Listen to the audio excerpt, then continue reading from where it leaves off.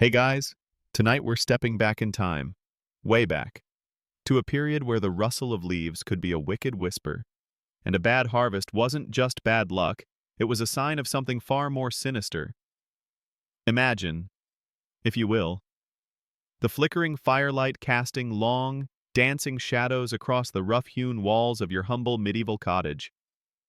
Outside, the wind howls, a lonely, chilling sound, and you pull your threadbare blanket tighter, the chill seeping not just into your bones, but into your very soul.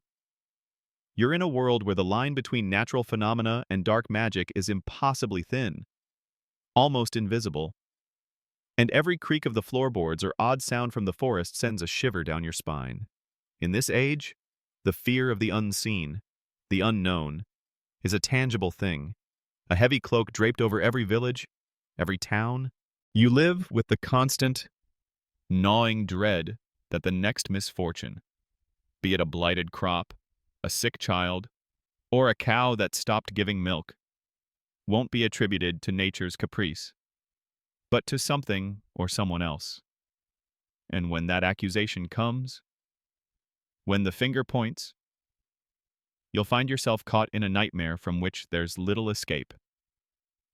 So, before you get comfortable, take a moment to like the video and subscribe, but only if you genuinely enjoy what I do here. Now, tell me, where in the world are you listening from tonight? And what time is it there? I'm here in Hai Duong, Vietnam, and it's almost 10 a.m. Now, dim the lights. Maybe turn on a fan for that soft background hum. And let's ease into tonight's journey together. You find yourself standing on the precipice of a terrifying era, a time when fear was a weapon, and suspicion its sharpest edge. The air around you feels thick with unease, a pervasive dread that seeps into the very foundations of daily life. It's the late Middle Ages, transitioning into the early modern period, and the world you inhabit is one rife with change, uncertainty, and a deeply ingrained belief in the supernatural. Every unexplained event, every stroke of bad fortune, every ailment that defies understanding, quickly finds an explanation in the realm of dark magic. You see the faces of your neighbors, etched with a mixture of piety and terror. They cling to their faith, to the rituals and blessings that promise protection. Yet beneath that outward show of devotion, a more primal fear festers. Imagine, for a moment, that you are a peasant, tilling a small plot of land in a secluded village. Your life is dictated by the seasons, by the whims of the weather, and by the relentless toil required to simply survive. One year, the harvest is meager, the grain is blighted, the livestock sicken, and a mysterious fever sweeps through your small community, claiming lives, particularly those of the young and the old. What do you do? In a world without scientific understanding of disease or agricultural blight, the simplest, most terrifying explanation takes root. Someone has cursed your village. You begin to look at your neighbors with new, wary eyes. Who among them might harbor ill will? Who possesses knowledge or practices that seem just a little too different? This is how the seeds of suspicion are planted, nurtured by ignorance and watered by collective anxiety. You start to recall odd behaviors, strange coincidences. Perhaps the old woman who lives on the edge of the woods always seems to know when a storm is coming, or the local midwife has remedies that seem almost too effective, or terrifyingly, not effective enough. These small observations, once dismissed as quirks, now take on a sinister meaning. The prevailing worldview of the time, heavily influenced by Christian theology, provides a ready framework for these fears. You are taught that the world is a battleground between God and the devil, between good and evil. The devil, you believe, is a very real, very active force, constantly seeking to corrupt souls and wreak havoc upon the righteous. Witches, then, become the devil's earthly agents, those who have willingly entered into a pact with him, gaining unholy powers in exchange for their souls. This belief isn't just a theological concept, it's a terrifying reality that permeates every aspect of your life. You hear sermons from the pulpit warning of the devil's insidious influence, of the dangers of straying from the path of righteousness. These sermons, intended to reinforce faith, inadvertently stoke the flames of paranoia, making it easier to believe that an enemy lurks among you, disguised as a friend or neighbor. Consider the societal pressures you face. Life is hard. Disease is rampant. Infant mortality is high, and famine is a constant threat. When such misfortunes strike, people desperately seek explanations, something to blame, a way to make sense of the senseless. And in this desperate search, the concept of witchcraft offers a convenient scapegoat.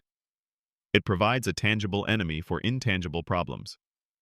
Instead of accepting a crop failure as an act of God or nature, you can blame the old woman down the lane who always grumbles when you pass her house. Instead of grappling with the mysteries of illness, you can accuse the solitary man who gathers strange herbs in the forest.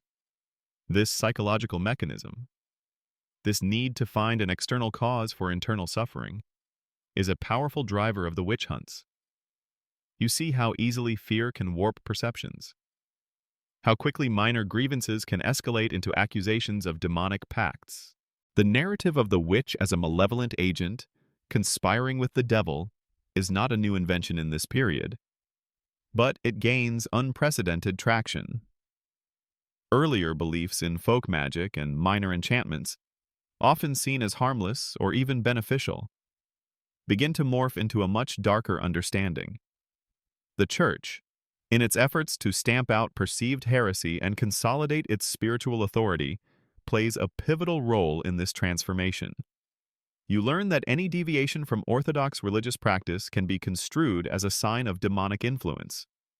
Historians still debate whether the Church inadvertently created the very phenomenon it sought to eradicate by consistently defining and demonizing witchcraft. You observe how local priests and itinerant preachers, often well-meaning but deeply fearful, reinforce these narratives, shaping public opinion and making communities more receptive to the idea of a hidden enemy. Imagine a village gossip session, but instead of benign chatter, it's a breeding ground for suspicion. A child falls ill with a mysterious wasting sickness. The local wise woman, consulted for remedies, tries her best, but the child continues to decline. Then, someone remembers a few weeks ago. The child's mother had an argument with a neighbor over a boundary dispute. The neighbor, known for her sharp tongue and solitary nature, had been heard muttering threats. Suddenly, the pieces click into place. The illness isn't natural, it's a curse. The neighbor isn't just unpleasant, she's a witch. You see how quickly such anecdotal evidence, fueled by fear and pre-existing prejudices, can solidify into conviction. It's a chilling reminder of how easily logical reasoning can be abandoned in the face of intense collective anxiety. You also notice the impact of new technologies, particularly the printing press, on the spread of these ideas. Pamphlets and books, often highly sensationalized, circulate widely, detailing alleged witch confessions, trials, and the supposed methods of witches. These publications, while intended to inform and warn, also serve to normalize the fear, making the concept of a hidden satanic conspiracy seem even more real and immediate. You might come across a crude woodcut depicting a hag riding a broomstick or cavorting with demons, and these images, stark and terrifying, reinforce the visual grammar of witchcraft in your mind.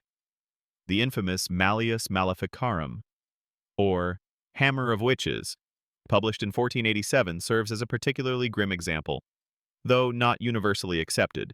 This detailed guide for identifying, prosecuting, and torturing witches profoundly influences legal and religious authorities in some regions. You realize that this book, with its elaborate justifications for persecution, essentially provides a terrifying instruction manual for the nascent witch hunts. It's a chilling, almost darkly comical thought that a how-to guide for finding witches could ever exist, let alone be taken so seriously. The weight of communal responsibility presses heavily upon you.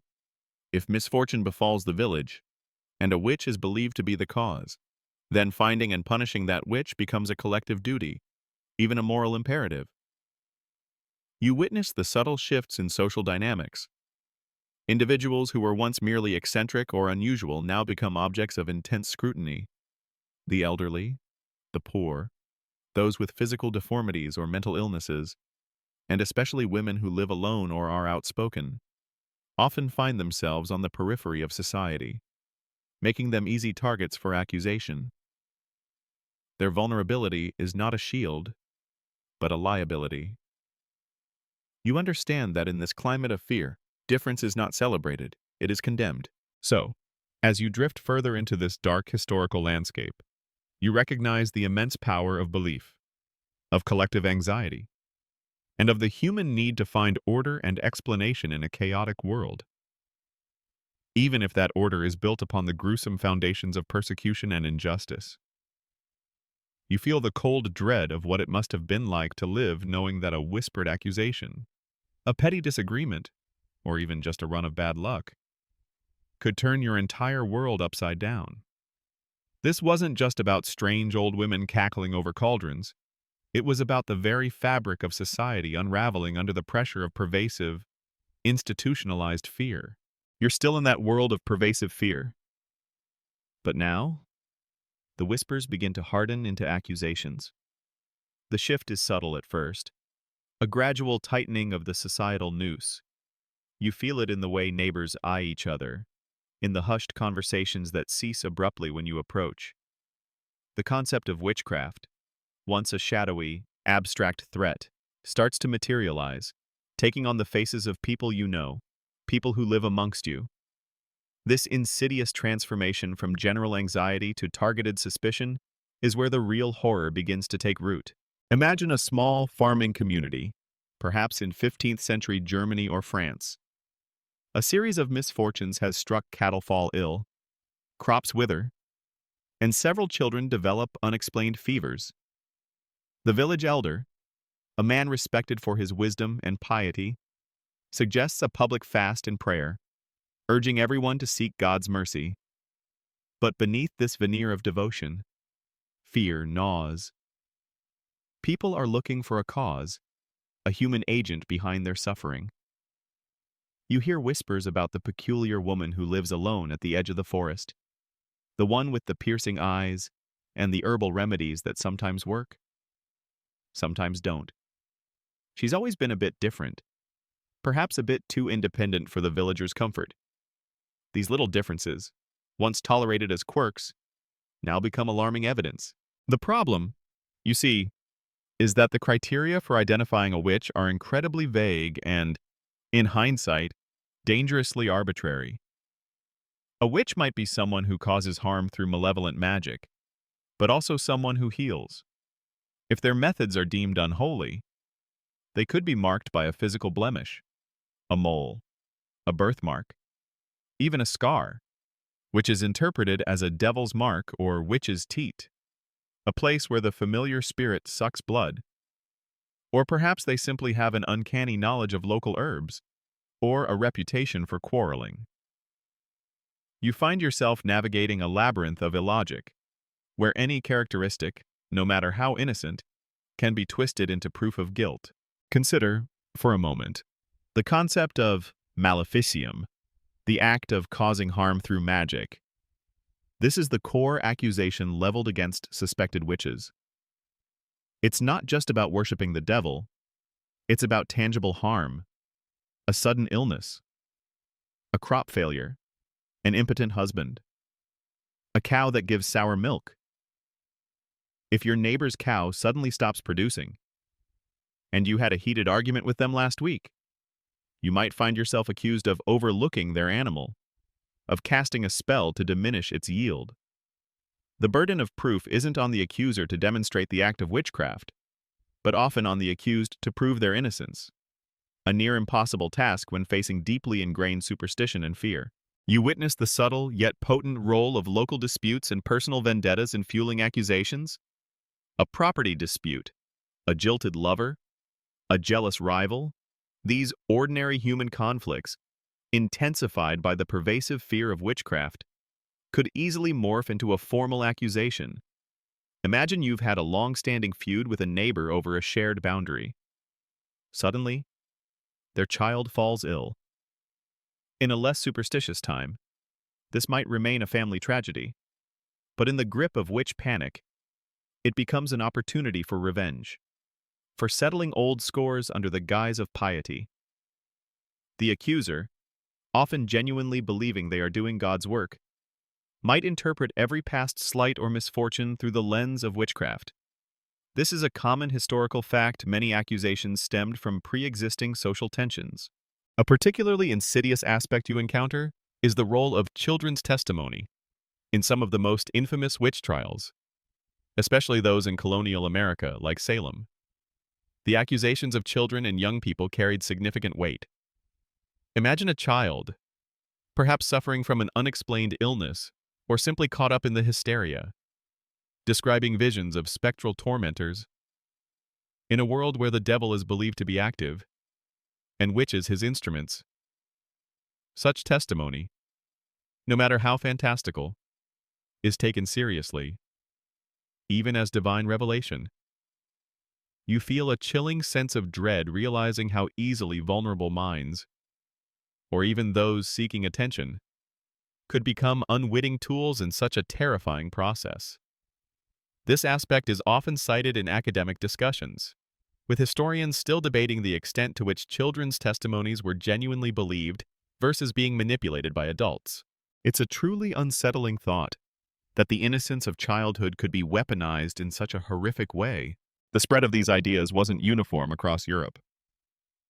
You notice distinct regional variations in the intensity and nature of the witch hunts.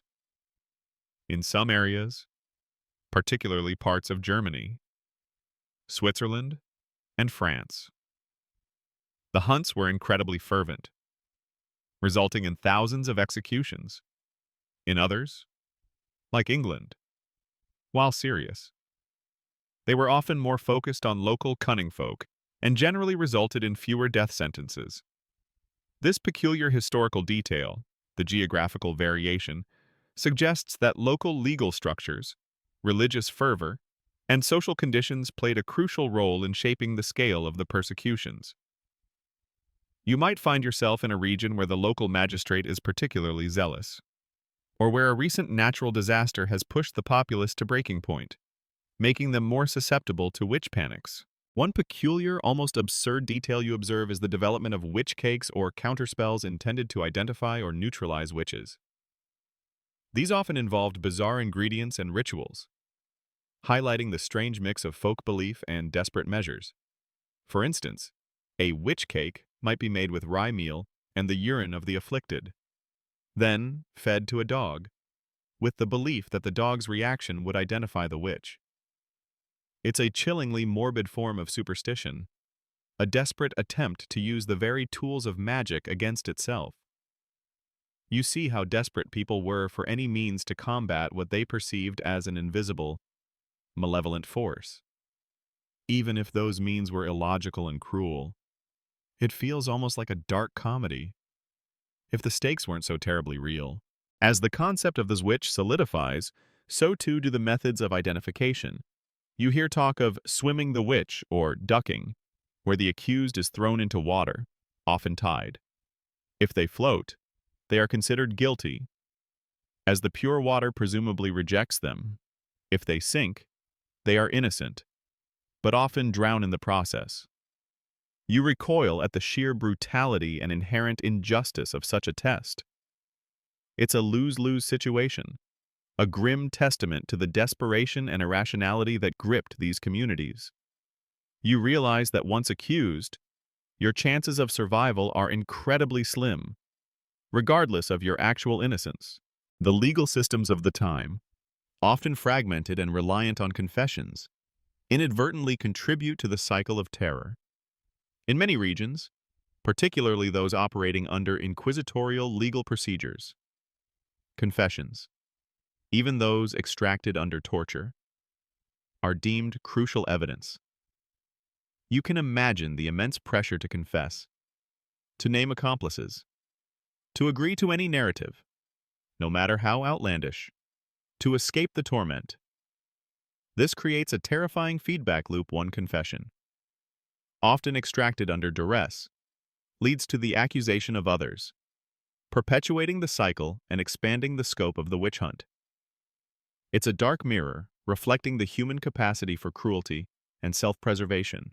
You also become aware of the psychological toll on the accusers themselves. While driven by fear and belief, the process of accusing a neighbor, participating in their trial, and witnessing their punishment must have left deep scars. The constant vigilance, the paranoia, the internal struggle between genuine belief and burgeoning doubt. It's a heavy burden to bear. You might see the flicker of unease in the eyes of an accuser, a momentary hesitation that betrays the immense weight of their actions. But in a time when defying the prevailing consensus could easily make you a target yourself, silence was often the only safe option. The air around you continues to thicken with dread. As the simple fear of magic transforms into a systematic, community-wide effort to root out evil, the initial anxieties have now taken on a terrifying momentum, fueled by a mixture of genuine belief, personal vendettas, and a desperate search for answers in a world that offers few. You feel the cold dread of knowing that once suspicion takes hold, it can consume an entire community, leaving a trail of destruction and broken lives in its wake. As the fear tightens its grip, you feel the distinct, heavy hand of institutional power descending. It's no longer just about village gossip or localized paranoia. It's about something far more organized, far more terrifying. The church, with its immense authority and pervasive influence, steps into the spotlight, transforming vague superstitions into official dogma and providing the framework for widespread persecution. You sense the shift in the air, a colder, more systematic dread. As theological pronouncements begin to dictate the very definition of evil, you find yourself in a world where the lines between civil law and ecclesiastical law are often blurred, particularly when it comes to matters of sin and heresy. The medieval and early modern periods see the Catholic Church as a dominant force, not just in spiritual life, but in social and political spheres as well. Its teachings permeate every aspect of existence, shaping worldviews, moral codes, and even daily routines. When the church speaks, people listen, often with unquestioning obedience. And when the church declares war on an unseen enemy, its pronouncements carry immense weight. Initially, the church's stance on witchcraft was complex and often contradictory. Early Christian texts sometimes dismissed belief in witches as pagan superstition, even punishing those who claimed to be witches or to know witches. You might encounter canons from centuries earlier that explicitly condemned such beliefs as mere delusion. However, as the Middle Ages progressed, particularly from the 13th century onwards, there's a significant shift. The concept of heresy begins to expand, and the idea of a pact with the devil, a formal agreement where an individual gives their soul to Satan in exchange for worldly power or forbidden knowledge, gains increasing theological traction. This is a crucial turning point. It transforms the witch from a simple practitioner of folk magic into a heretic, an enemy of God and an agent of the devil. This theological evolution is not accidental. It's often intertwined with broader church efforts to consolidate power, combat perceived heresies like Catharism, and enforce doctrinal purity. You witness the rise of the Papal Inquisition, established in the 13th century to root out heresy. While initially focused on religious dissent, the Inquisition's methods and legal framework, its reliance on confession, its use of torture, its secretive procedures proved disturbingly adaptable to the burgeoning fear of witchcraft. Though the Inquisition's direct involvement in witch trials varied widely, by region being more prominent in some parts of the Holy Roman Empire and Italy, for instance, than in others like England, its principles and practices heavily influenced secular courts. Historians still debate the precise extent to which the Inquisition directly fueled the witch hunts versus merely providing a chilling blueprint for their methods. Imagine a learned theologian poring over ancient texts and contemporary accounts, interpreting every misfortune, every inexplicable event, through the lens of divine wrath and diabolical intervention. These scholars, often genuinely pious, develop elaborate demonologies, detailed classifications of demons, their powers, and their methods of corrupting humanity. These treatises, widely circulated among the educated elite, legitimize the belief in a vast, organized satanic conspiracy. They argue that witches are not merely individuals dabbling in minor magic, but members of a vast, secret network, actively working to subvert Christianity and usher in the devil's reign. This academic intellectual framework provides the terrifying philosophical underpinning for the coming purges. The Malleus Maleficarum, which you encountered earlier, is a prime example of this intellectual and theological shift. Authored by two Dominican inquisitors, Heinrich Kramer and Jacob Sprenger, and published in 1487. It's not an official church document in the sense of a papal bull, but it becomes immensely influential. You see it as a terrifying compendium of arguments, legal justifications, and alleged proofs for the existence of witches and the necessity of their persecution. It meticulously details how to identify witches, how to extract confessions including through torture, and how to sentence them. Its misogynistic undertones are stark, arguing that women are inherently weaker in faith and therefore more susceptible to the devil's temptations. This document, almost like a how-to guide for witch hunting, helps standardize and legitimize practices that would otherwise seem utterly barbaric. It's truly a chilling read, revealing the intricate, twisted logic used to justify unimaginable cruelty. You observe the profound impact of this shift from seeing witchcraft as simple magic to seeing it as heresy and a diabolical pact. No longer is it merely a local crime. It becomes an offense against God himself, an act of treason against divine order. This elevates the stakes dramatically. The punishment for heresy is often death, frequently by burning, as fire is seen as a purifying agent for the soul. This extreme penalty underscores the severity with which witchcraft is now viewed. You feel the cold dread of understanding that a mere accusation, once perhaps met with skepticism or minor punishment, now carries the full, terrifying weight of the Church's wrath.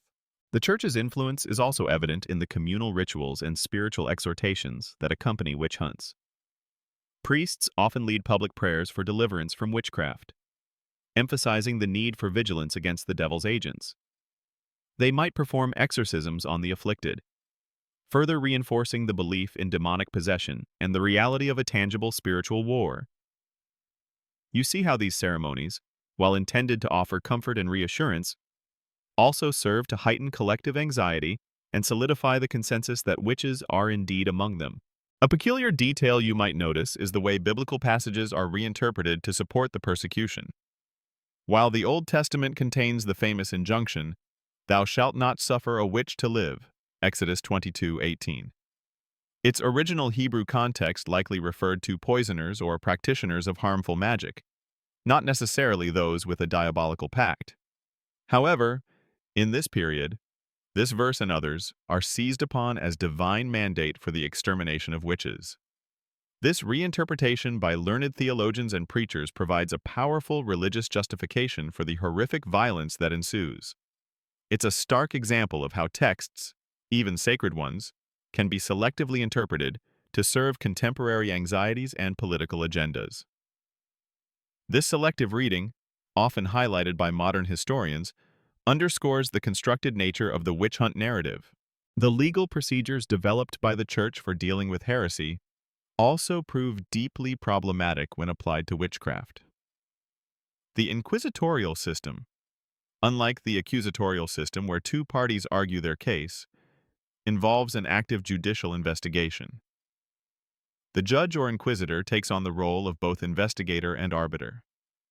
This system often prioritized obtaining a confession, which was considered the queen of proofs.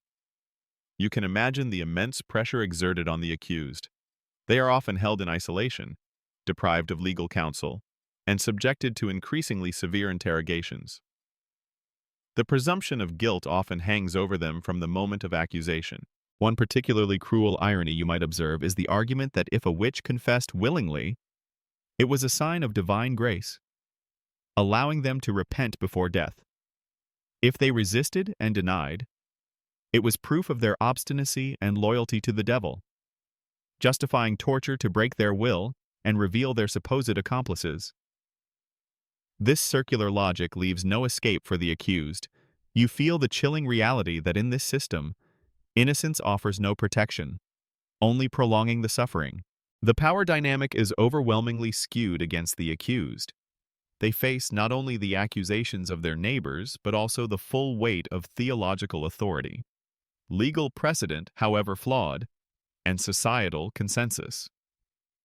To deny witchcraft, in this context, is often to deny God, to side with the devil. This puts the accused in an impossible position, often leading to false confessions in a desperate attempt to end their torment or secure a swifter, less painful death. As you reflect on the church's role, you realize it's a complex and tragic one. While individual clerics might have opposed the hunts or tried to ensure fairer trials, the institutional framework and theological justifications they provided ultimately enabled and fueled the widespread persecutions. The Church, by defining the witch as a demonic agent and heresy, transformed a local superstition into a pan-European terror, giving it a moral and religious imperative. You feel the cold, heavy weight of this institutional authority, pressing down on individuals, crushing dissent, and cementing the terrifying narrative of the medieval witch. The theological justifications have been laid, the fear firmly established. Now, you observe the chilling reality of how this theoretical framework translates into practice. You witness the emergence of legal processes and physical instruments designed not to seek truth, but to extract confessions, creating a machinery of injustice that is both methodical and horrifying. The shift from accusation to formal investigation is where the system truly begins to grind, leaving little hope for the accused. Imagine stepping into a dimly lit, cold chamber that serves as an interrogation room. The air is heavy with the smell of damp stone and fear. You see a rough wooden chair, perhaps with straps, and various implements that send a shiver down your spine. This is where the truth, or what passes for it, is forged. The legal systems of the era, particularly in continental Europe, often operated under an inquisitorial model, distinct from the common law traditions you might be familiar with. In this system, the judge or inquisitor actively directs the investigation, gathers evidence, and questions the accused. The emphasis is less on a fair trial with opposing parties and more on achieving a confession, which is considered the queen of proofs, the ultimate, irrefutable evidence of guilt. This reliance on confession creates an immense and dangerous pressure.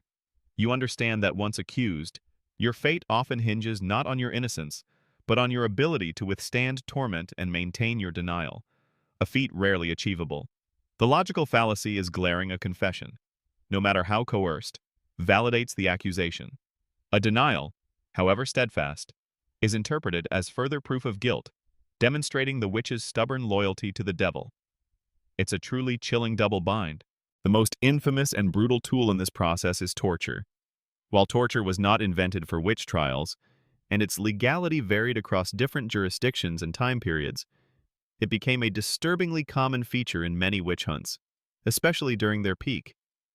You might hear the creak of the rack, the chilling hiss of hot irons, or the agonizing stretching of limbs.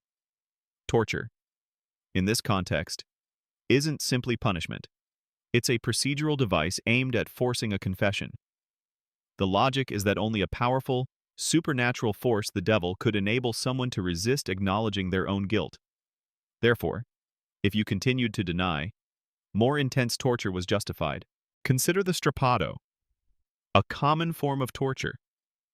You imagine being hoisted into the air by your wrists, which are tied behind your back, your arms wrenched out of their sockets.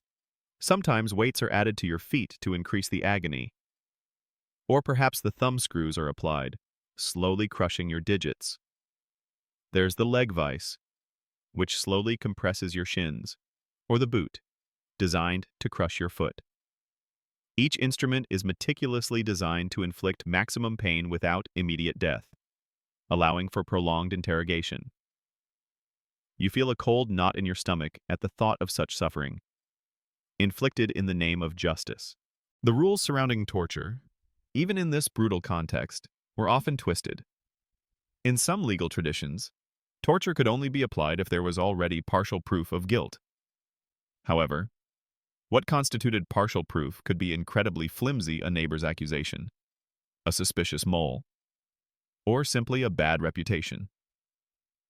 You realize that once you were identified as a suspect, it was a rapid descent into a world where your rights were non-existent, and your pain was the only pathway to a desired truth. One particularly macabre detail you learn about is the search for the devil's mark. This involved a meticulous, often humiliating, examination of the accused's body for any unusual marks, moles, warts, scars, or even birthmarks. These were interpreted as the devil's brand, a spot where he touched his servant, or a witch's teat, from which familiar spirits, demonic animals like cats, dogs, or even insects, would suck blood. You imagine the invasive process, often performed by prickers or searchers, who sometimes made a living from this gruesome task, probing the marks with needles. If the spot did not bleed or cause pain, it was considered conclusive proof of the devil's mark. It's a truly grotesque and pseudo-scientific practice, designed to find evidence where none existed, and it highlights the depth of credulity and fear that drove these hunts. Historians still debate the extent to which these prickers genuinely believed in their methods versus simply profiting from the hysteria. But their role in validating false accusations is undeniable. Another chilling procedure you encounter is the waking or watching of the accused. The suspect would be kept awake for prolonged periods, sometimes days or even nights, prevented from sleeping, often by being forced to sit in an uncomfortable position or by being constantly prodded. The aim was to induce exhaustion, disorientation, and mental collapse, making the accused more pliable and likely to confess. You can imagine the psychological torment, the blurring of reality and nightmare. That would lead a person to say anything just to make it stop. This method, less overtly brutal than physical torture but equally insidious, underscores the systematic cruelty of the process. The legal arguments used to justify these methods are often convoluted. Jurists and theologians would argue that confessions obtained under torture were valid if the accused later confirmed them outside of the torture chamber. Of course, the fear of renewed torture often ensured these confirmations were readily given. You see how the entire system was designed to produce convictions, not to uphold justice or protect the innocent. The very definition of justice was twisted beyond recognition. You also observe how the process could lead to the accusation of others. Once a confession was extracted, the accused was often pressed to name accomplices, to reveal the names of other witches they had supposedly met at Sabbaths or secret gatherings. This aspect of the interrogation, particularly under duress, creates a terrifying chain reaction, as one false confession leads to another, expanding the scope of the hunt and drawing more innocent people into its clutches. It's a truly vicious cycle, where the victim of injustice is forced to become an instrument of further injustice. The implements of torture, the procedures of examination, the methods of interrogation, these aren't isolated acts of cruelty, but part of a grim, burgeoning science of witch-finding. Books like the Malleus Maleficarum provided detailed instructions for these procedures, spreading uniform methods of persecution across different regions. You realize that this wasn't simply mob rule, but a chillingly organized effort, supported by legal texts and judicial authority, to eradicate a perceived evil. It's a sobering thought that such meticulousness could be applied to such a horrifying purpose. As you consider these tools and processes, you recognize the immense courage of those who, despite unimaginable pain and pressure, continued to maintain their innocence. Their stories, often lost to the archives, are testaments to the human spirit's capacity for resilience even in the face of absolute terror. But you also realize that for many, perhaps most, the pain simply became too much, and confession became the only way to end the torment, even if it meant a fiery death. You feel the crushing weight of that choice, an impossible dilemma forced upon countless innocent individuals. The very notion of justice, in this horrifying period, has been utterly corrupted, replaced by a relentless, self-perpetuating machine of accusation and condemnation.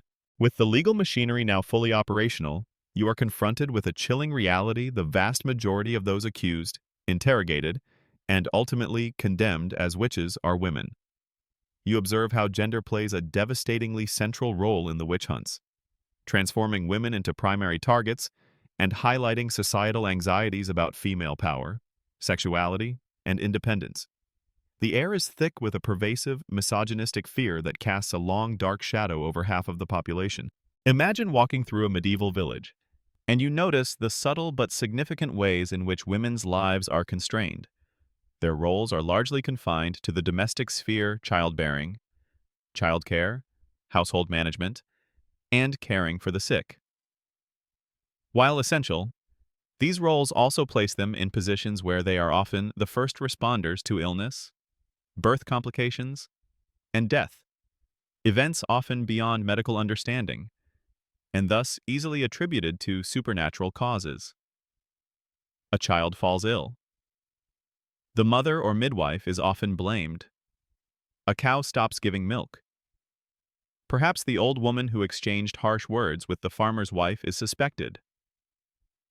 This intimate connection to the vulnerabilities of life and death made women particularly susceptible to suspicion. The theological underpinnings of the witch hunts, as you've seen, are deeply entwined with misogynistic views that permeated the era.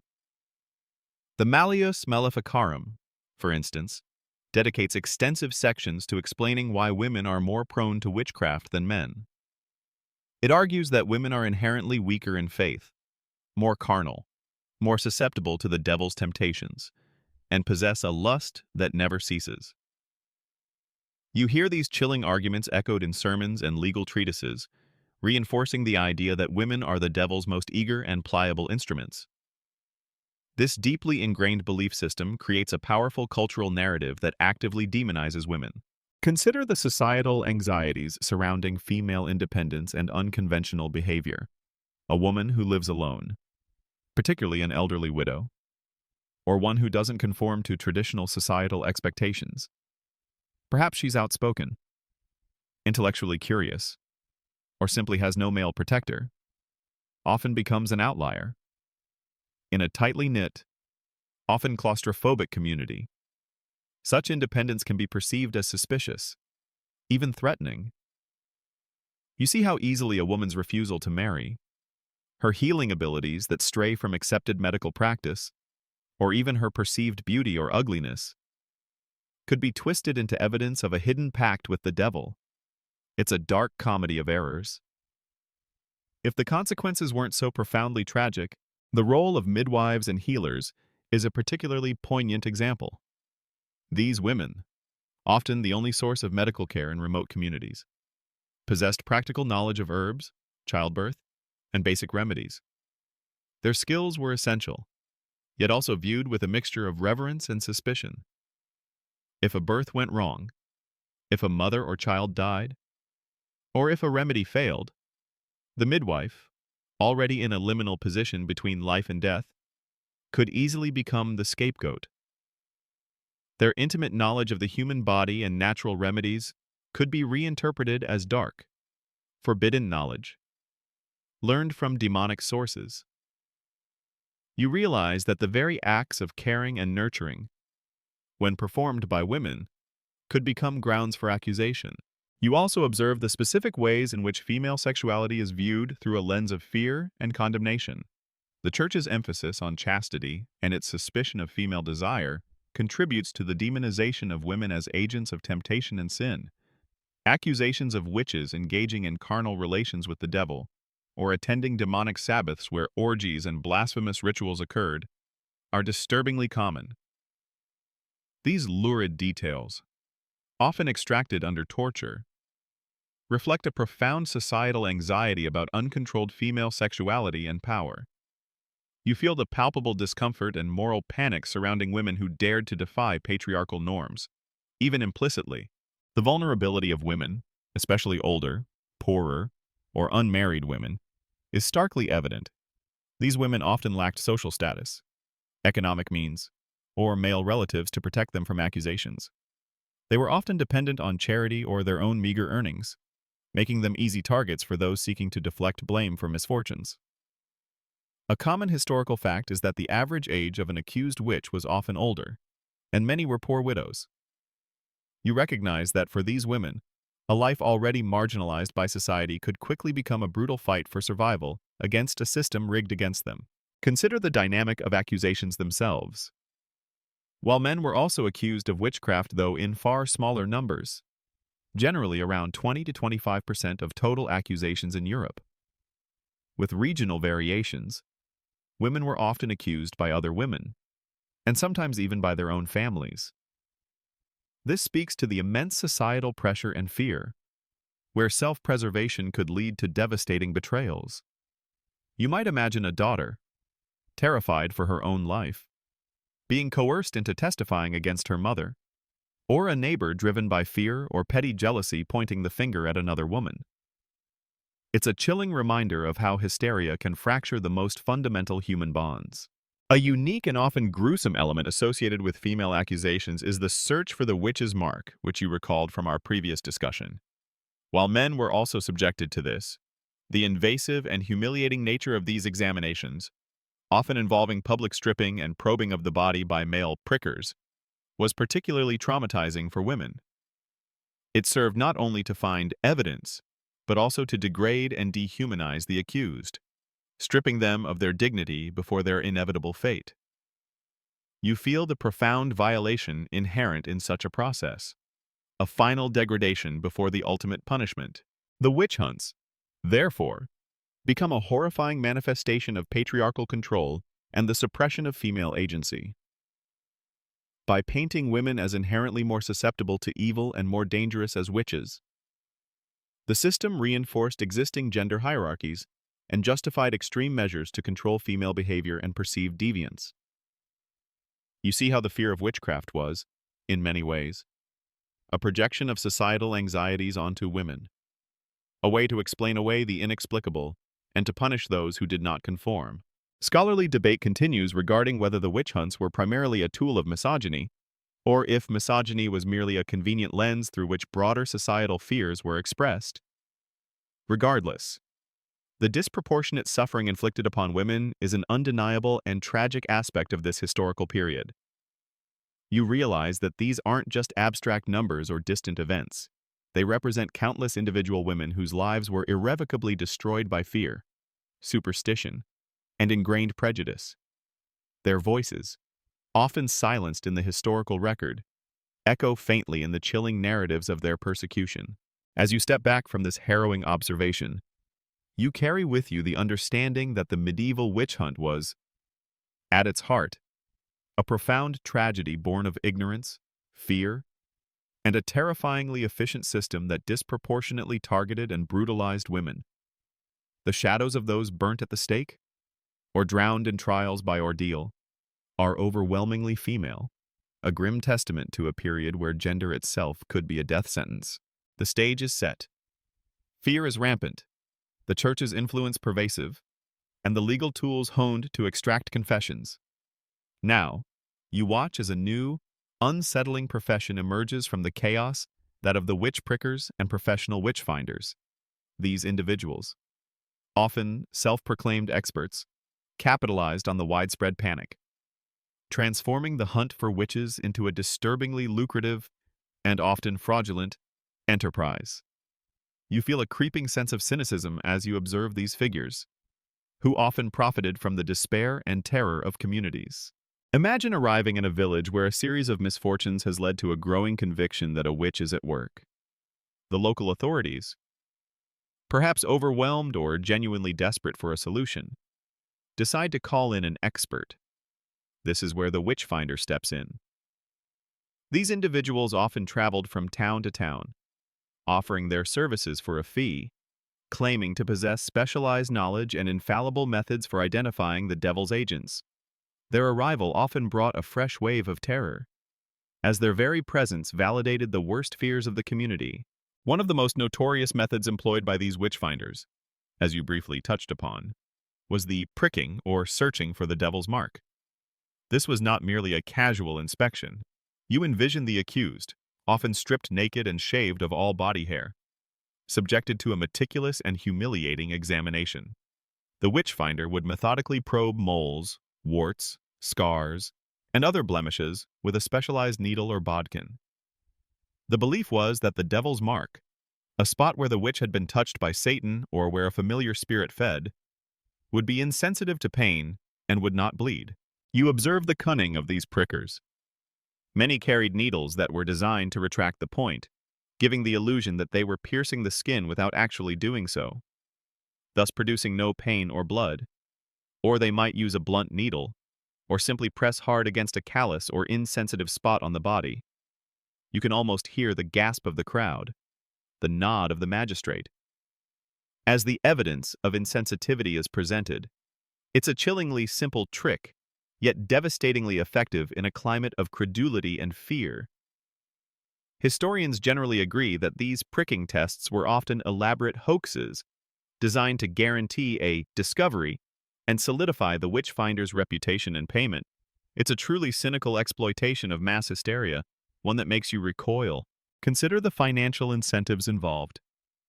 These witch-finders rarely worked for free. They charged fees for their services, sometimes quite substantial ones, which incentivized them to find as many witches as possible. The more witches identified, the more prolonged the trials, the more their services were required, the more money they made. This creates a perverse incentive structure where proving guilt, regardless of actual innocence, became profitable. You see how greed could intertwine with fanaticism to create a truly unholy alliance. One of the most famous, and infamous, witch-finders in English history was Matthew Hopkins, who styled himself Witch-finder General during the 1640s, a period of civil war and heightened social anxiety. You picture him, a self-important figure traveling across East Anglia with his associates, offering his services to towns desperate to cleanse themselves of evil.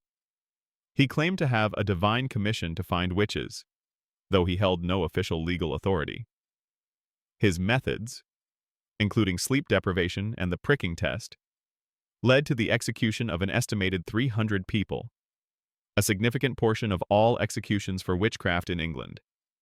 His rise and eventual downfall, he was challenged and ultimately retired, though he died of tuberculosis. Not execution is a fascinating, if grim, case study in how charismatic charlatans can flourish during times of extreme social upheaval. You realize that these witch-finders weren't just executing a perfunctory test. They were often skilled manipulators of human psychology. They would isolate the accused, verbally abuse them, deprive them of sleep, and feed them leading questions, all designed to break down their resistance and elicit a confession. They preyed on the accused's fear, exhaustion, and often, their genuine confusion. You can imagine the relentless interrogation, the accusations growing more fantastical, the pressure to conform to the interrogator's narrative building to an unbearable degree. The accusations often spiraled outwards. A witch-finder, having secured one confession, would then press the accused to name accomplices, claiming that the devil's pact involved a network of conspirators. This led to chain reactions of accusations, known as witch panics, where dozens or even hundreds of people could be implicated in a single hunt. You witness the terrifying phenomenon of an entire community consumed by paranoia, with neighbor turning on neighbor, driven by the fear that if they didn't accuse, they might themselves become targets. A particularly disturbing detail is how these witch-finders would sometimes use familiars, small animals believed to be demonic spirits serving the witch. Accused individuals, especially under duress, might confess to having such familiars, describing them in vivid detail: a black cat named Satan, a toad, a dog. The witch-finder would then claim to find evidence of these familiars, perhaps by finding a scratch or a mark on the accused, or even by planting evidence. You see how every element of the supernatural belief system was twisted and exploited for the witchfinder's benefit. It's a dark pantomime, with lives hanging in the balance. The power of public spectacle also plays a crucial role. The arrival of a witchfinder, the public examinations, the trials, and especially the executions, were often major public events. These spectacles served to reinforce the community's belief in the reality of witchcraft and the necessity of its eradication. They also served as a warning, a powerful deterrent against anyone who might be tempted to stray from conventional norms.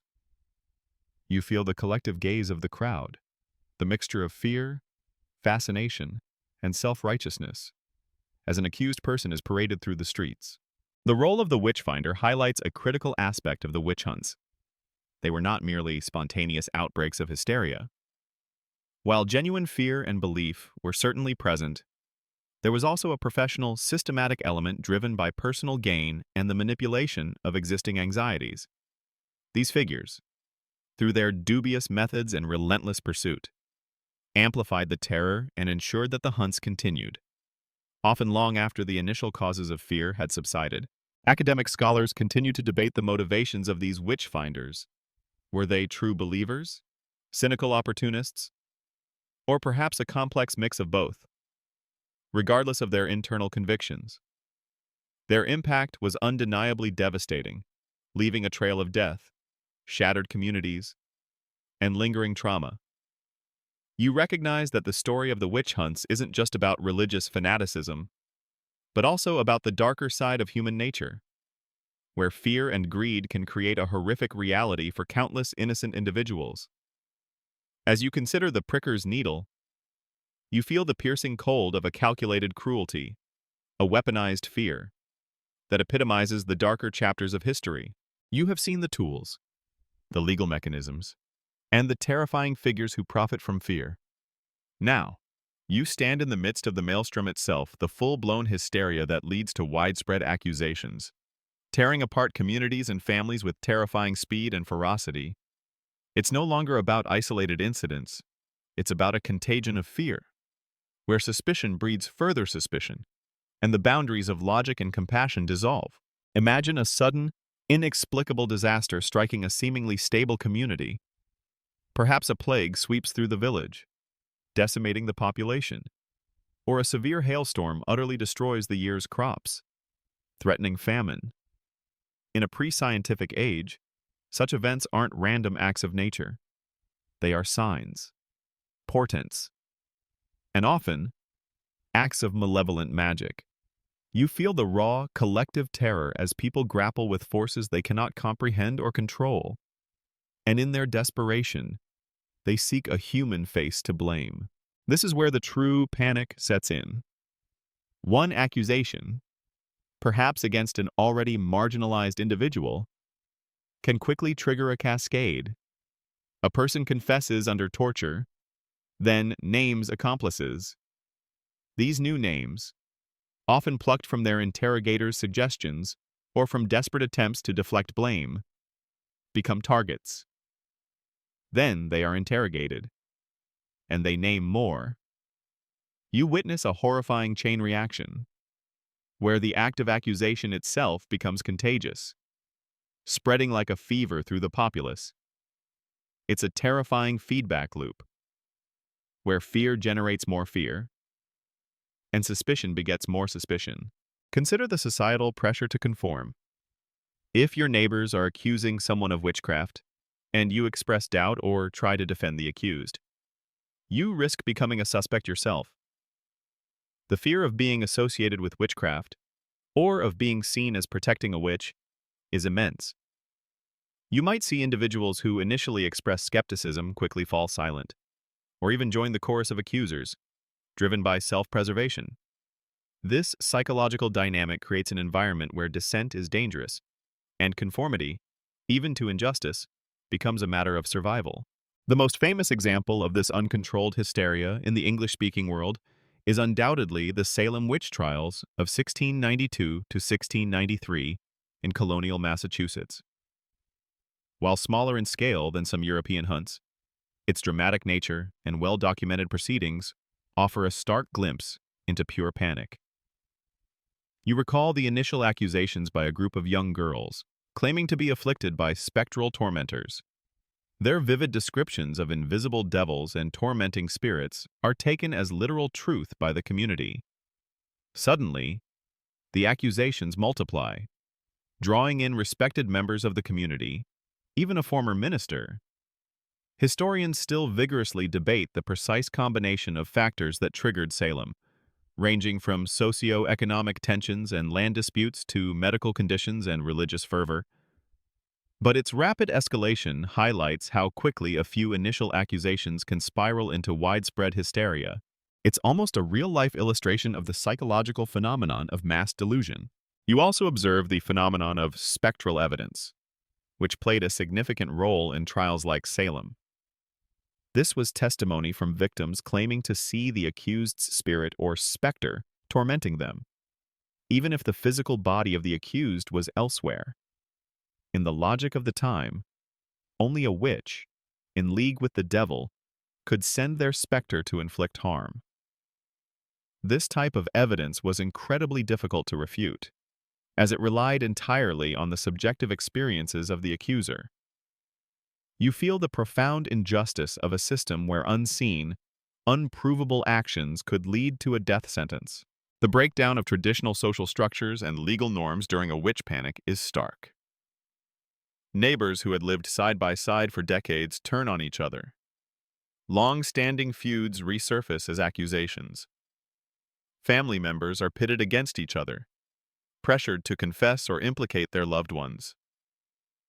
You see the agonizing choice faced by a parent or child: confess to a lie and perhaps save your life, though often with a public confession and imprisonment, or maintain innocence and face relentless torture and certain death. The very fabric of communal trust unravels, leaving behind a scarred and broken society. Consider the sheer numbers involved in some of the larger European witch panics. In parts of Germany, particularly during the 16th and 17th centuries, entire villages could be decimated. You might hear tales of towns where hundreds were accused, where the local jails overflowed, and where executions occurred in mass numbers. The Bamberg witch trials in the Holy Roman Empire, 1626 to 1631, are a chilling example, where hundreds were executed, often after confessing under brutal torture. The trials in Trier, 1581 to 1593, also saw hundreds burned. These were not just isolated incidents, but systematic purges, driven by an almost pathological need to cleanse society of perceived evil.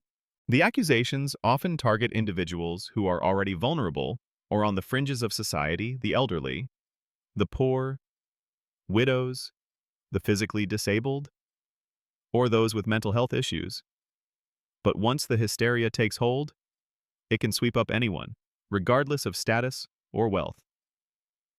You might witness a wealthy landowner or a respected member of the clergy suddenly find themselves accused, highlighting the indiscriminate nature of panic once it reaches a fever pitch.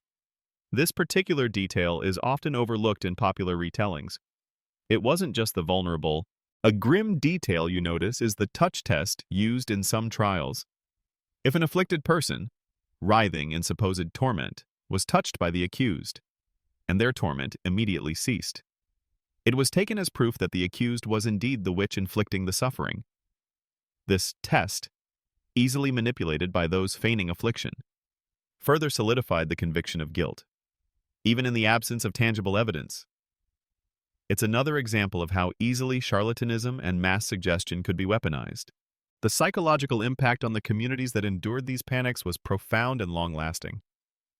Even after the hunts subsided, the trauma lingered. Trust was shattered.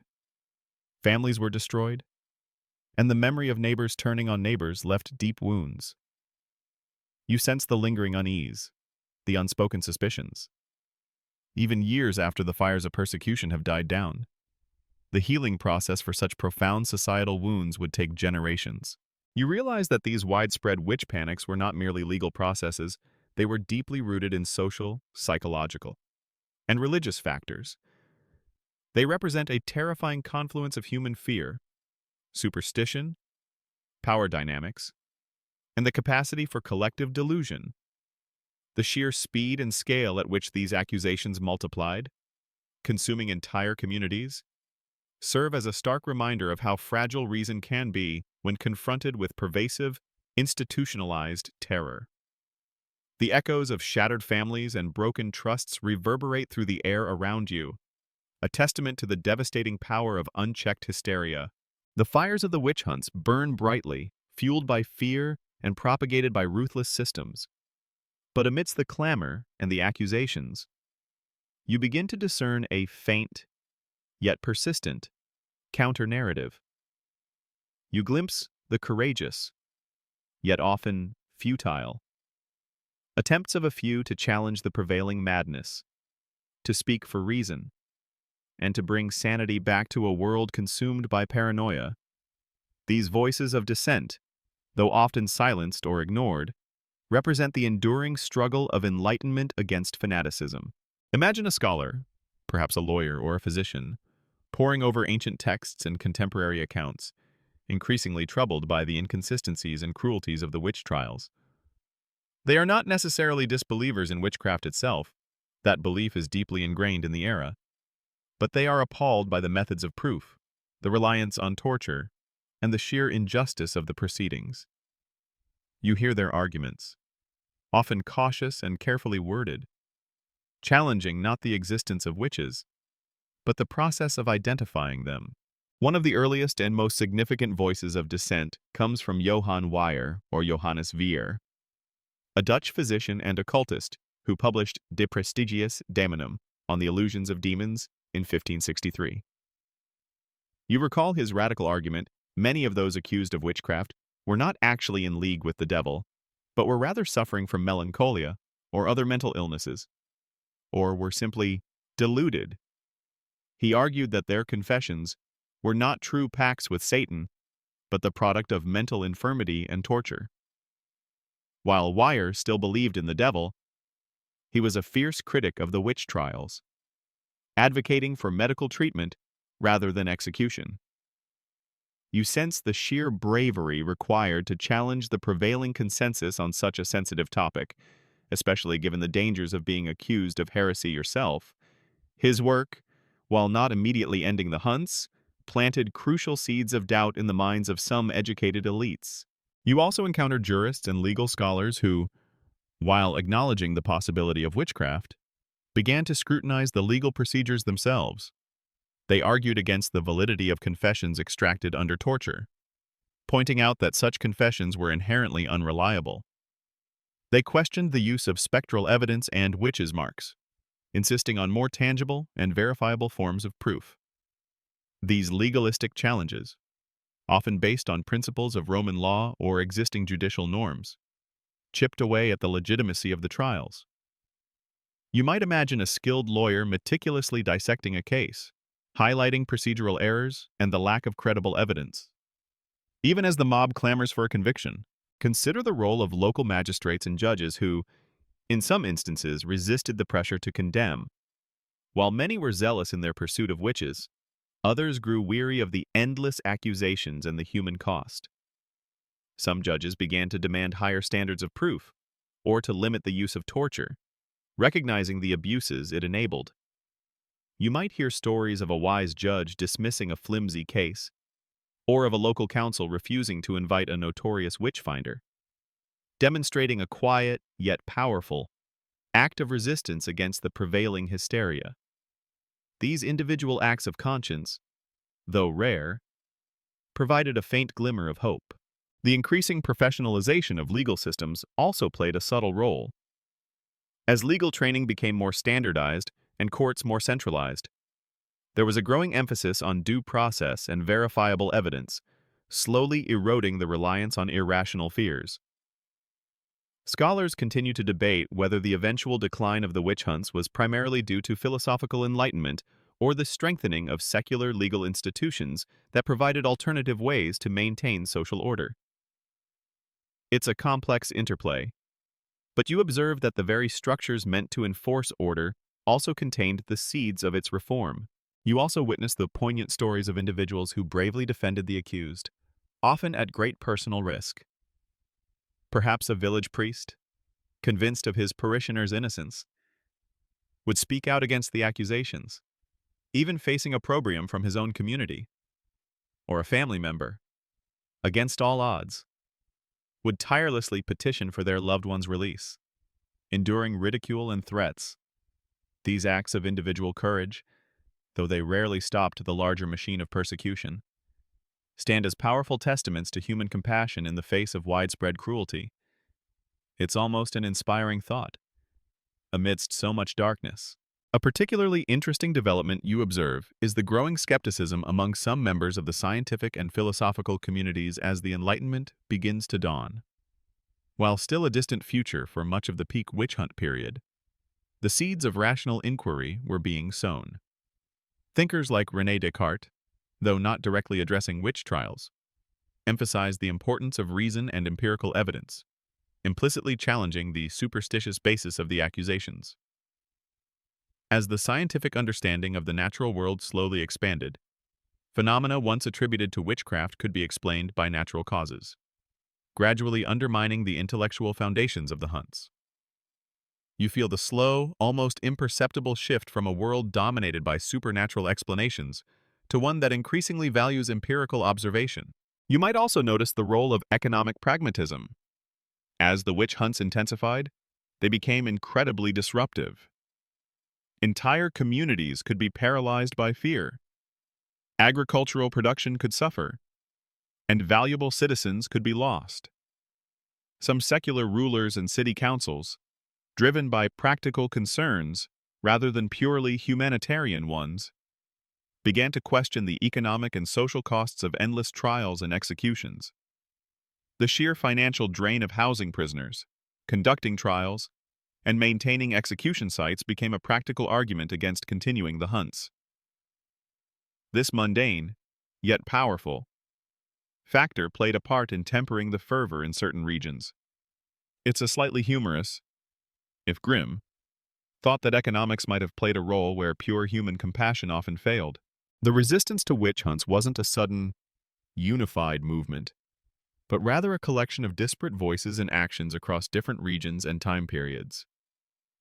It was a slow, agonizing process, often met with fierce opposition.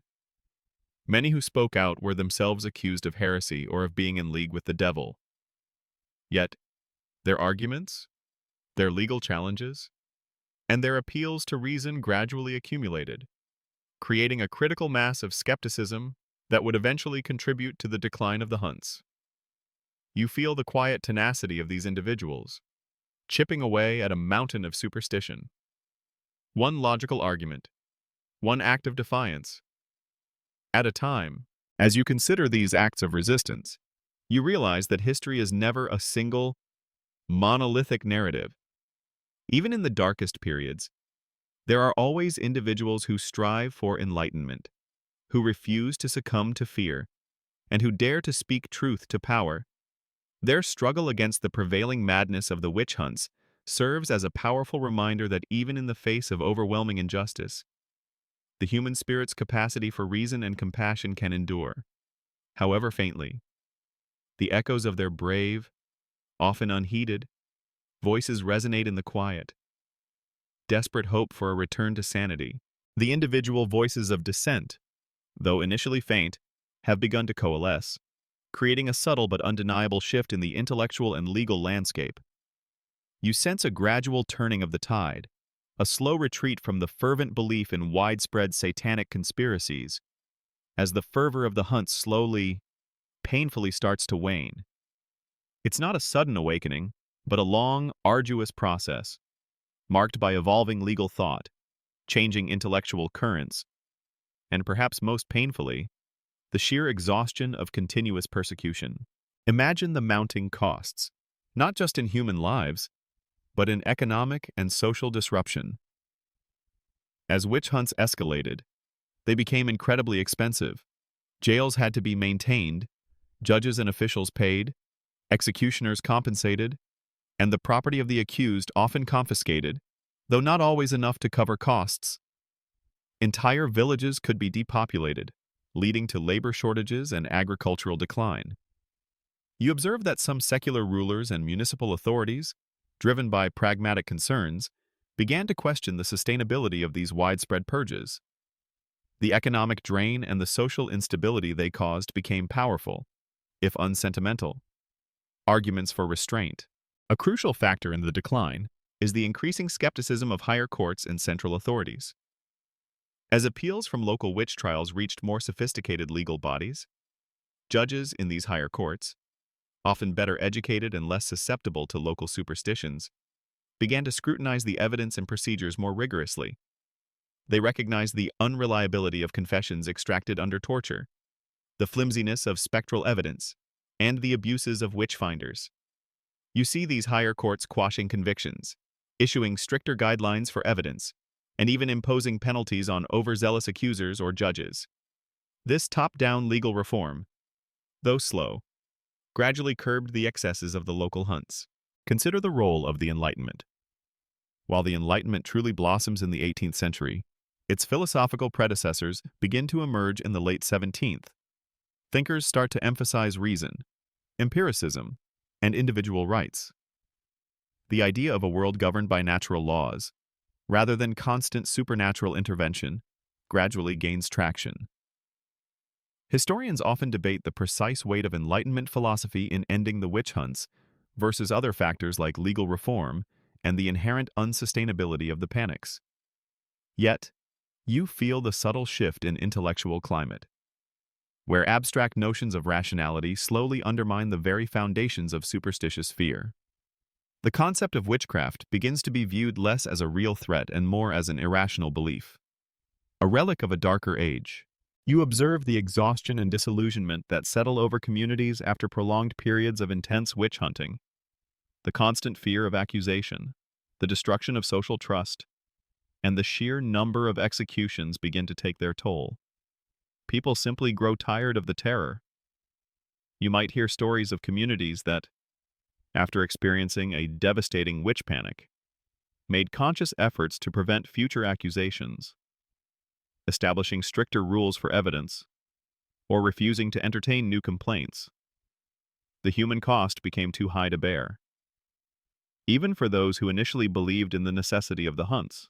The infamous Salem witch trials, 1692 to 1693, while a significant event, also represent a crucial turning point, particularly in the English-speaking world. The sheer scale of the accusations, the targeting of respected citizens, and the eventual recognition of the unreliability of spectral evidence led to a profound shift. You recall that the governor of Massachusetts, William Phips, eventually halted the trials and pardoned those still imprisoned, largely due to concerns about spectral evidence and the increasing number of accusations against his own family members. The public outcry and later apologies from some of the accusers and judges cemented the idea that a terrible mistake had been made. This event, so vivid in collective memory, serves as a powerful cautionary tale, illustrating how unchecked hysteria can consume even the most devout communities. The decline of the witch hunts was not uniform. While they largely subsided in Western Europe by the mid-18th century, they continued in some peripheral areas, particularly in parts of Eastern Europe, well into the 19th century. This geographical variation underscores the fact that the factors leading to their decline were complex and localized, rather than a single, universal cause. You realize that historical shifts rarely happen neatly or simultaneously across an entire continent. A fascinating, albeit gruesome, detail you notice is the increasing difficulty in prosecuting witch trials. As skepticism grew, judges and juries became more reluctant to convict, demanding stronger and stronger evidence. Accused individuals, or their advocates, became more adept at challenging the flimsy evidence and procedural abuses. The very systems that had facilitated the hunts now became more difficult to manipulate. You imagine the frustration of a zealous accuser facing an increasingly skeptical court, a marked contrast to the earlier ease of conviction. The shift in religious thought also played a role. While the church initially provided the framework for the hunts, later theological developments, particularly within Protestantism, though not exclusively, began to emphasize a more rational understanding of God's providence and a less literal interpretation of the devil's direct intervention in daily life. You might hear sermons that, while still warning against sin, no longer depict the devil as quite so physically active in the world, slowly eroding the everyday fear of demonic pacts. As the 18th century dawns, the concept of witchcraft gradually moves from the realm of criminal offense to that of superstition or folk belief, eventually being seen as a quaint, albeit disturbing, historical oddity. Laws against witchcraft are repealed or simply fall into disuse. You see the last executions for witchcraft dwindling to a trickle, often against the backdrop of an increasingly enlightened and rational society that looks back on the witch hunts with a mixture of horror and embarrassment. The final execution for witchcraft in Europe is often cited as being in Switzerland in 1782, a poignant marker of the end of a dark era. As you witness this slow turning of the tide, you feel a sense of cautious relief. The immediate terror subsides, replaced by a more sober, albeit still imperfect, understanding of justice and reason. The echoes of the screams from the torture chambers and the crackling of the pyres begin to fade, replaced by the quiet hum of intellectual discourse and the slow, grinding machinery of legal reform.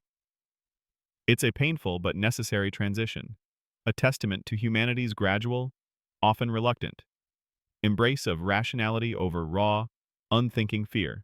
The fires have long since died out. The accusations have faded into historical records, and the instruments of torture gather dust in museums. Yet, as you reflect on the harrowing journey through the medieval witch hunts, you realize that their impact isn't confined to dusty archives. You consider how the echoes of these brutal events continue to resonate in modern society, offering profound lessons about the dangers of unchecked fear, mass hysteria, and the weaponization of difference. The past, you understand, is never truly past. Its shadows stretch long into the present. Imagine standing in a contemporary courtroom, watching a trial unfold. While the charges are no longer about demonic pacts, you might still discern subtle echoes of the past. The way public opinion can turn against an accused individual, fueled by sensational media coverage or social media frenzies, feels chillingly familiar to the rapid spread of accusations during a witch panic. The rush to judgment, the conviction based on flimsy evidence or circumstantial proof rather than concrete facts, reminds you that the human tendency to find a scapegoat for societal anxieties remains remarkably persistent. One of the most striking lessons you carry from this period is the danger of confirmation bias and groupthink. In the witch hunts, any piece of information, no matter how unrelated, was interpreted through the lens of guilt. A birthmark, a quarrel, a strange dream, all became proof of witchcraft. You see how easily a group, gripped by a shared belief or fear, can shut down critical thinking and reinforce each other's biases, leading to terrible injustices. This phenomenon is not confined to the past. It manifests in everything from political polarization to online echo chambers, where dissenting voices are suppressed and prevailing narratives are amplified without rigorous challenge. Consider the concept of moral panic. The witch hunts were, at their core, a vast, prolonged moral panic, where a perceived threat to societal values led to disproportionate fear and extreme responses. You observe that throughout history, and even today, societies experience similar moral panics: fear of juvenile delinquency, of stranger danger, of certain immigrant groups, or of online predators. While the specific targets change, the underlying psychological mechanisms, a collective fear, often amplified by authorities or media, leading to a demand for drastic measures, remain eerily consistent. The witch hunt serves as a stark warning about where such panics can lead when unchecked by reason and due process. The enduring lesson about due process and the rule of law is perhaps the most profound. The witch hunts demonstrated, in the most brutal way imaginable, what happens when legal safeguards are abandoned: the reliance on coerced confessions, the denial of legal counsel, the use of torture, and the reversal of the burden of proof where the accused had to prove innocence rather than the accuser proving guilt, all contributed to a system of gross injustice. You realize that the principles of presumption of innocence, the right to a fair trial, and protection against cruel and unusual punishment are not abstract legal concepts. They are the hard-won lessons extracted from the agony of periods like the witch hunts. Their preservation is a constant battle against the human tendency towards fear and retribution. You also reflect on the vulnerability of marginalized groups. As you saw, women, especially those who were poor, old, or unconventional, bore the brunt of the accusations. This historical pattern, where fear and blame are projected onto those already on the fringes of society, continues to play out in different forms. Whether it's discrimination based on race, religion, sexual orientation, or socioeconomic status, the tendency to scapegoat and demonize the other remains a potent force. The witch hunts serve as a chilling reminder of the ultimate consequences of such prejudice. The power of narrative and propaganda is another lasting echo. The pamphlets, the sermons, and the witch-finders' pronouncements that fueled the hunts created a compelling, terrifying narrative of an omnipresent evil. You recognize that today, in the age of digital information, narratives can spread with unprecedented speed, shaping public opinion and even driving policy. The ease with which misinformation and fear-mongering can go viral, leading to real-world consequences, mirrors the way sensationalized accounts of witchcraft once gripped entire populations. It's a slightly chilling thought that the methods of spreading fear have simply evolved, not disappeared. Even the academic debates surrounding the witch hunts, whether they were primarily about misogyny, social control, religious zeal, or economic factors, reflect ongoing discussions about the complex interplay of forces that shape human history. Scholars continue to analyze the underlying causes of witch hunts, providing new insights into collective psychology and societal vulnerabilities. This ongoing intellectual engagement highlights the enduring relevance of studying this dark period. It's not just boring history, it's a vital case study in human behavior. Finally, you consider the human capacity for both immense cruelty and extraordinary resilience. Despite the overwhelming power of the system, some individuals bravely resisted, argued for reason, and even, in rare instances, secured justice. Their stories, however few, offer a glimmer of hope, reminding you that even in the darkest times, the seeds of enlightenment and compassion can endure. As you close your eyes on this journey through history, the flickering firelight of the past slowly dims. The whispers of fear fade, replaced by the gentle hum of your fan. The chilling reality of the witch hunts, while disturbing, offers invaluable lessons for our own time. They remind us to be vigilant against the easy allure of scapegoating, the seductive power of mass hysteria, and the terrifying consequences of abandoning reason for fear.